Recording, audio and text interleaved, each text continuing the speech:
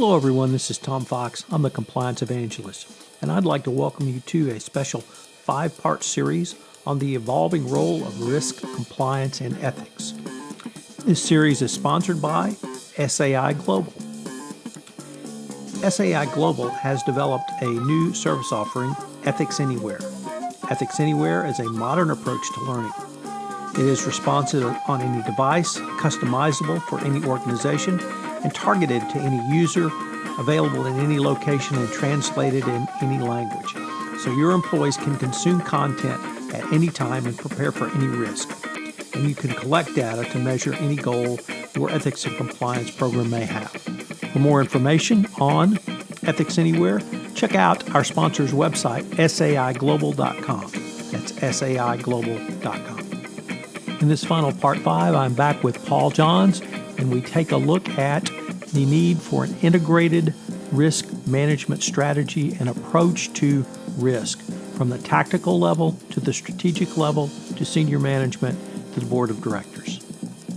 This 5-part series on the evolving role of risk, compliance, and ethics is a special presentation of the Compliance Podcast Network. Hello, everyone. This is Tom Fox, back again for our concluding episode in our 5-part exploration of the evolving role of risk, compliance, and ethics in protecting brand and reputation. Today, I have back with me Paul Johns. Paul is the Chief Marketing Officer at SAI Global, and we're going to take a look back at some of the concepts and topics we've talked about in this podcast series, and then perhaps go into the veiled land of the future. So, Paul, with that introduction, thank you for taking the time to visit with me today. Great. Thank you, Tom. Great to be here. So, Paul, one of the key themes that we have touched upon in each podcast this week has been the integration of not simply compliance and ethics, but really reputational damage, and going forward for corporations. And I wanted to start with asking why an integrated approach to risk management is so critical in 2018 and indeed going forward.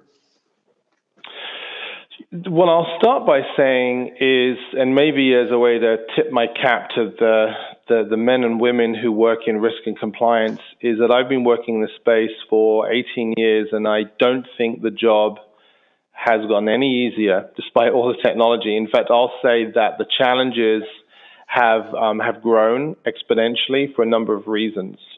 One of them is the risks that we face across our businesses. They reach wider than they used to. They reach into cyber security threats that we never had before. They reach into the obligations that you face, not just on third party, but fourth party risk, to know that line all the way through to who are manufacturing goods, who's servicing you as a third party. They range from every activity, right down into the annals of the enterprise, because actually those things that may have been hidden in the past are now blown up and amplified by social media. They are amplified at the top of the organization when a board member who may have fallen into some issue could have slipped away with a severance package, now turns into a big material, high profile case that everyone now plays out in the public domain. So when you add to that the fact that the consumer doesn't discern, that they don't think about, and I would say this is part of what we see generally in media. There's not a very sophisticated conversation around these things. It's very simply, did your brand do the right thing or did it do the wrong thing? So here's kind of where we land today. As a person who is in risk and compliance, I once heard a CEO describe these people as the new Praetorian Guard. Their job is to kind of put a ring around the senior executives, around the brand of the business, and to protect us from all things. I remember once somebody talking to me about the ROI of risk software, and a CEO said, by ROI, do you mean risk of incarceration? So people take very seriously the things they need to put in place. But if you add together the new threats that exist, physical, digital, virtual, high and low, if you add the other dimension of a values-based consumer, I've talked about this before, but also this idea that those consumers don't think about, well, it was a data breach and it wasn't their fault. as far as anyone's concerned, if you're on the wrong side of a breach, of an issue, of a missed obligation, it's a very binary, I would say, judgment that starts to happen through social media. So what I would say, the case for integration is that actually as a CEO, your brand and actually your risk strategy is only as strong as the weakest component of that strategy. So if you're sitting there on the one hand saying, you know, we have a 25% employee turnover. Let's say you work in the retail sector, that could be high as 100%. And we have this archaic way that we do learning through, you know, classroom training. But actually what happens with all the turnover, you've always got 20% of your organization that haven't taken the code of conduct. And then they fall foul of that code of conduct. And now the obligation is on you more than it is on the individual. That's a good example, a very particular area of risk exposure. And if that's been handled by HR in a different department with a different set of measures on a different dashboard versus, let's say, bringing everything together in a centralized way so you can report up and say, here are all the employees that have conducted their policies according to the way that we lay out their employee intake, all of the learning that they've completed, all the cybersecurity training has been completed. Here's the data that shows us all the third parties that we've now contracted with that have passed all of the stipulations that we put in place. If as a CEO, you're not beginning to get an integrated story put in front of you. And as a CEO, if you can't point to that and say, show me where the risk is today, show me where there's a problem. And it could be as simple as we've decided to enter a new market with a new product and we just didn't update the policy. And that's the thing that could bite us. And at the end of the day, again, if you're not integrating all these components as a C-level in the boardroom, you're sitting there not thinking about the 50 things you've done right, but what is that one thing that's going to cause trouble for you that, again, to the consumer, they don't think about the 50 things you did right. I mean, that's the world we live in, right? We live in the world where everyone lives out loud and works out loud. They look at that one thing that wasn't handled correctly, and that's how you're judged in the media and by shareholders. And that, unfortunately, again, creates a bigger challenge for risk professionals, and that's why you need to start bringing these things together in a more integrated fashion. So you said something extraordinarily important, particularly to a Texan, and I will have to digress that you articulated compliance as the Praetorian Guard. No doubt as an Englishman, but as a Texan, I've always thought of compliance as the defenders of the Alamo. Now, the problem with that analysis, of course, they all got slaughtered. And the Praetorian Guard did not get slaughtered. So you have persuaded me that there is a need for a new term in compliance of the Praetorian Guard. So well done. The integrated approach, though, I'm fascinated by this because you spoke about it in terms of the management of an organization. That you specifically talked about the CEO must be presented with an integrated report that literally cut across all silos. But you also explain that in a way that the consumers of that report, the customers, the stakeholders, the employees, the press, those outside and commenting social media, that's the type of difficulty or challenge perhaps for a compliance officer going forward.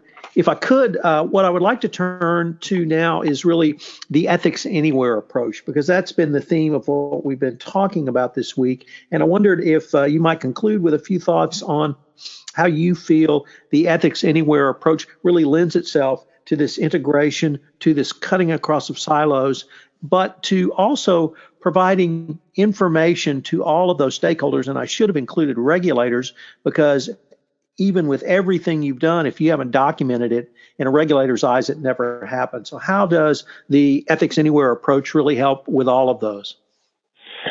Yes, so let me start by saying it's kind of interesting to me that it's almost like the corporate equivalent of the nuclear family. We have in our minds the idea of what a business is today, which is so outdated. We almost imagine our employees, walking through a revolving door, hit their swipe card, they're behind a firewall, and they sit inside an enterprise in a tall, gleaming building with the CEO at the top, compliance somewhere in the middle, and everyone else sitting somewhere at some floor, but we kind of conjure up in our mind this closed environment where we protect our people, and people on those floors, of course, sign into their computer and they sit at their desk, and then they would take a course, and when they complete that course, they go about their regular day. But that's not the reality of how our employees and our partners and our relationships are formed today. Well, the fact is that actually there are lots of floors of empty desks right now because our employees, our salespeople and our partners, they are working from home.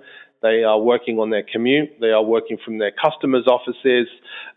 They are dispersed and distributed in a way like never before. Some of those employees are kind of outsourced or offshored.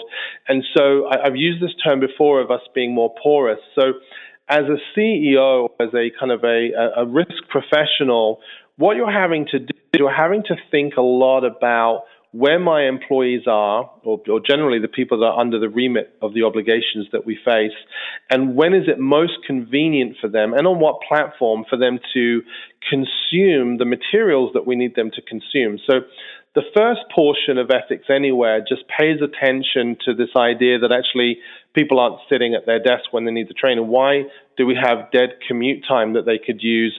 Why can't they finish that course whilst they're on a client site? And so it just, or at home for that matter, or at a coffee shop on an iPad, we don't care. We're very agnostic about the when, and actually to a large extent the how. We pay a lot of attention to the integrity of the what. So that's the first thing. We make it flash free. It can be on any device. You can do it any time. And the analogy I use here, Tom, is, it's a little bit like the old days of going to the Nickelodeon, or for those people that maybe aren't quite that old, just to the regular cinema. It was forced upon me on these hours to watch this movie at this particular time, and that's the way that we consume content. But actually, people today, of course, this is the box set generation, right? We are marathon watchers on my dime, when I want, on any channel, on any device, whenever I care to.